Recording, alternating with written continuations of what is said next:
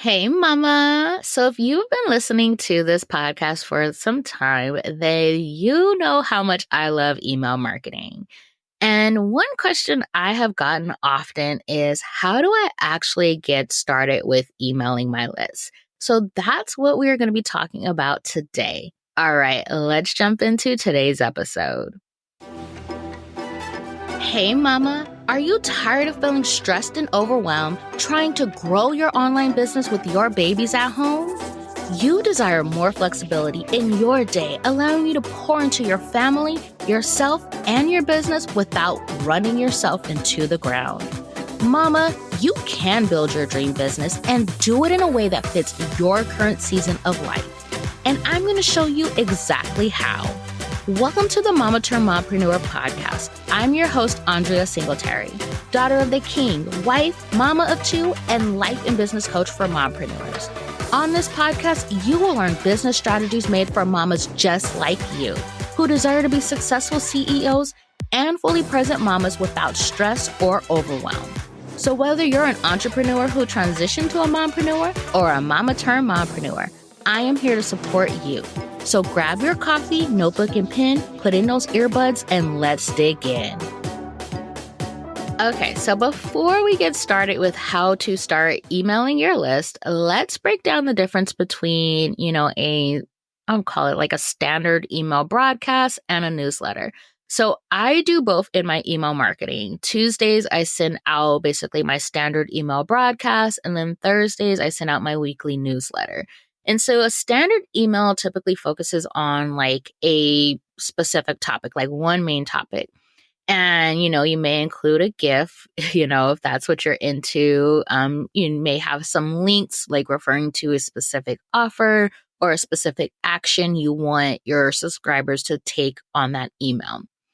But those, like, you probably won't have as many links as you would in like a newsletter. A newsletter is usually longer. It has more design elements, and it's typically thought of as like, an update. So like updating your email community on what's happening in your business and other things. So to give you an example, my newsletter looks like, sharing the latest podcast episodes, highlighting any events or resources that are relevant to, my audience. So like I have my Mompreneur resource corner, and then sharing any major announcements. So again, it's like typically longer. It's like broken into different sections. And so it has more of kind of like that, I guess you can kind of say like that newspaper feel, like the look and feel of it and everything like that. So I just wanted to, distinguish the two before we get into emailing your list. So when it comes to emailing your list and more so like creating engaging email content, because I feel like that's kind of like what holds a lot of people up. It's like, what do I actually say to my list? How do I make this engaging? Like, are they even going to be interested in reading my emails? These are all different things that come up, and they come up for my clients too when they get started with email marketing. So one thing I will say, like when it comes to, what do you say in your email? One question that may come up is like, do I need to sound professional? And this actually came up for one of my clients, one of my Life and Seasons coaching clients. And so this client, she was like, she has like an academic background and all of these things. And she's like, do I need to sound professional in my emails? That's kind of like what's holding me up. I want to make sure that I'm using, the right language and different things like that. And so what I want to say to you is that when it comes to emailing your list, you want to think of email marketing as like a love letter to your subscribers, or like, when we were in elementary school and we used to pass notes to our friends or whatnot. And that's essentially what it is. It's building that relationship. So your subscribers, they're giving you the permission to show up in their inbox. And so you really want to think about, what do they need to read this week? What is going to resonate with them? What is something that's going to light them up? So think of it more of in terms of a relationship versus whether or not you need to sound professional. And so when we think about those close relationships, right, we're not focused on using correct terminology and different things like that, like trying to sound super professional. We're more relaxed. We're more chill and different things like that.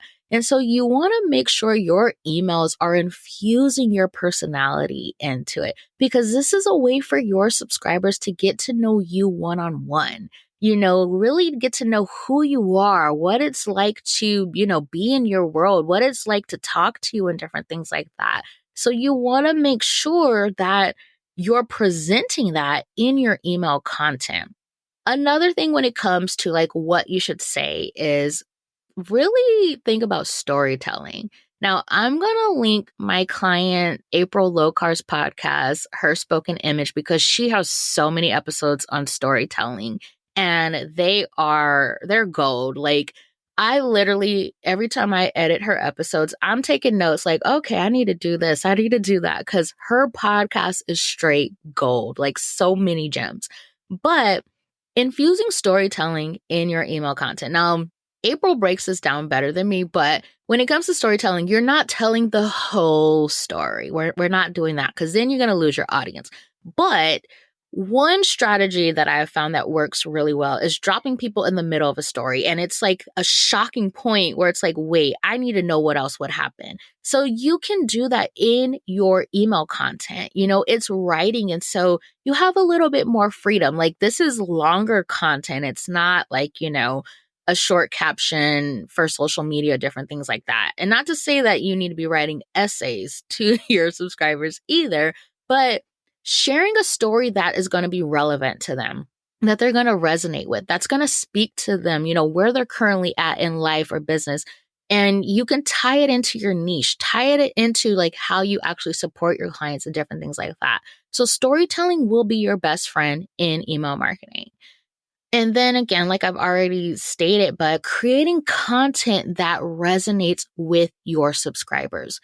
If you're not sure what that is, that's where you need to do some market research. I believe I did an episode on market research. I'm sure I did. I will link it below once I find it. But you really want to make sure that you're creating content for your subscribers. What's going to speak to them? What's going to speak to the heart of them? What is something that where they're looking forward to reading your emails, looking forward to you popping up in their inbox? Like, that's what you want. You want it to be where they're on the lookout for your email, because they know, okay, today's the day so-and-so's email's coming in. I need to keep an eye out for that.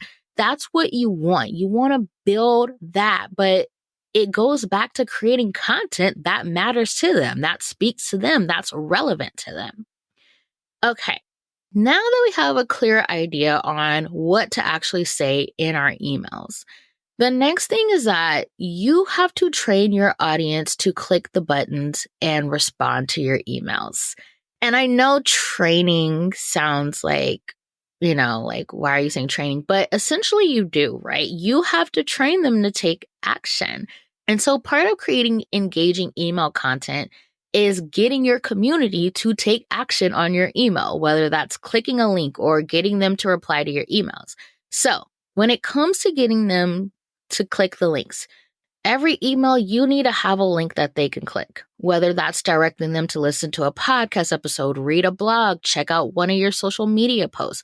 But you have to put links consistently in your emails so that way they will start clicking the links. And you can do it in different ways. So you can, hyperlink the text. You can also have buttons, and I recommend doing a mix of both, because some people will click the, hyperlink text. Other people will click the buttons, but giving them the options, and what I like to do for my buttons, I like to use my brand colors. So I like to use like that brighter blue. So that way it's like right there in their face. But you can play around with different things, like as far as like the design and everything. But you want to make sure you have those links throughout the email. So like not just putting one link, but like maybe you have a link, towards the top of the email and then again at the bottom. So just giving them those opportunities to start clicking links. And then as far as getting them to reply to your emails, ask open-ended questions, and let them know that you want to hear from them and that you are going to respond. And if you say you are going to respond, make sure you respond. I have had this happen to me a few times where I was part of like I know it was like a welcome sequence, but I responded and I never got a response. Or, I responded to someone's email because I was generally interested in their offer, but I had a follow-up question just to make sure this offer was right for me. They never responded.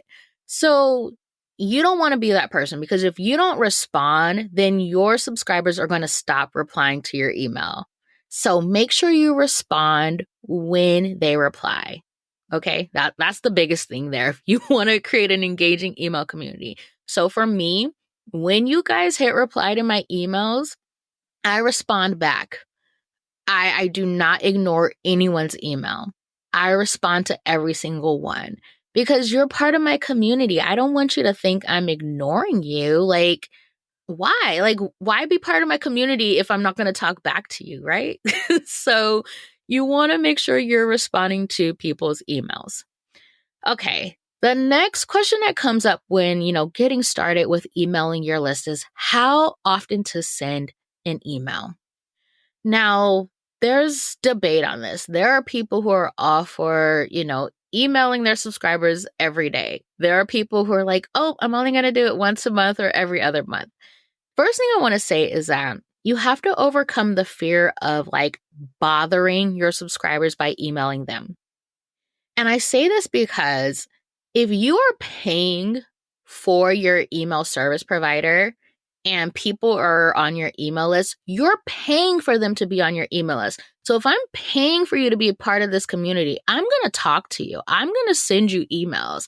And if you don't like it, you can unsubscribe. Like, I have buttons there for you to unsubscribe if you don't want to be a part of this email community. And there's no hard feelings. Like, it's totally okay, but I'm not going to be paying for you to be part of my community, and then you're getting mad because I'm emailing you. Like, so you have to, shift your mindset around that. You're not bothering your subscribers. The people who want to be there, they are going to stay on your email list no matter how often you email them.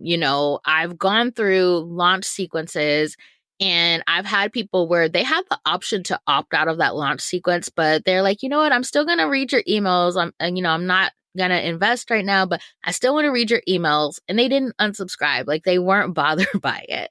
So the people who are for you, the people who are supposed to be part of your community, they're not going to care that you are emailing them. Now, when it comes to, deciding how often to send, y'all already know, I'm going to say first, look at your capacity. What do you, have the capacity for right now? What can you realistically commit to? The next thing is look at your goals.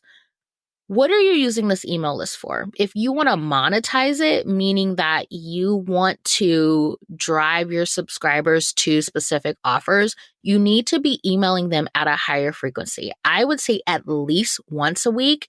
I would push it even further to twice a week, because you have to stay top of mind. And so emailing them once a month or every other month is not staying top of mind. And then they're going to look at you crazy when you do put them through a launch sequence, where you're emailing them every day for a week or multiple times a day, because they're like, where are you coming from? Like, do I even know you? Like, when you've only been showing up in their inbox once a month or every other month.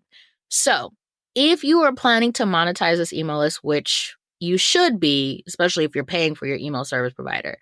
But if you're going to monetize it, you need to be emailing them, I would say, at least once a week, and you can work your way up to that. Maybe you start off every other week and then increase it to weekly and then increase it to twice a week. You can work your way up to it, but you want to make sure that you are emailing them enough so that they know who you are, so that they get to know you. That relationship is built, that trust is earned and everything. Okay. So, like I said, you can build an engaged email community, but it does take time to do it. And part of that is actually emailing your list to build an engaged community. But the strategies I just shared, if you start implementing these from day one, you are going to see that engagement that you want. Don't overthink your email. You got to get out of your head about it. Not every email is going to be a hit either. Like, some emails are going to flop, and that's okay. Like, you have to learn how to do it. You have to learn your audience. And I promise you, email is a great way to learn your audience. Like, I've learned so much about my community through emailing them. But make sure you're just speaking from the heart. It really does get easier the more that you do it. And so if you haven't started emailing your list, or if maybe you haven't been emailing them consistently, I want you to sit down today and write an email to your list. Share what's on your heart. Maybe you've been facing a challenge that your community can relate to. Share about it. Share how you've been navigating it. Get real, raw, and vulnerable with them. Or maybe you have a fun story that you want to share with them and you have some pictures that you can include with it. Just send them an email, be human. That's what it is at the end of the day. Just be a human and connect with your community. So sit down and write the email to your list and schedule it. I want you to schedule it. Just do it. Okay? Now, if you haven't started building your email list, but you listen to this episode and you're like, okay, I want to get started with you, I want you to go check out episode 77 with Kylie Kelly. She shares about all things list building.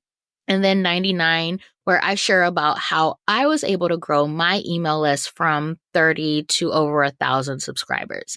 So those are linked in the show notes. Go take a listen. And that way you can get started with building your email list now. All right, Mama, I will catch you in the next episode. Well, Mama, that's a wrap on today's episode. Thank you so much for taking time out of your busy day to hang with me. If you enjoyed today's episode, will you do me a favor and follow the podcast and leave a review? Hitting that follow button and sharing your thoughts about the podcast are the best ways to ensure that other mamas like you find this show. Your review also lets me know if you're enjoying this podcast, so make sure to share your thoughts before you go. All right, Mama, I'll catch you in the next episode.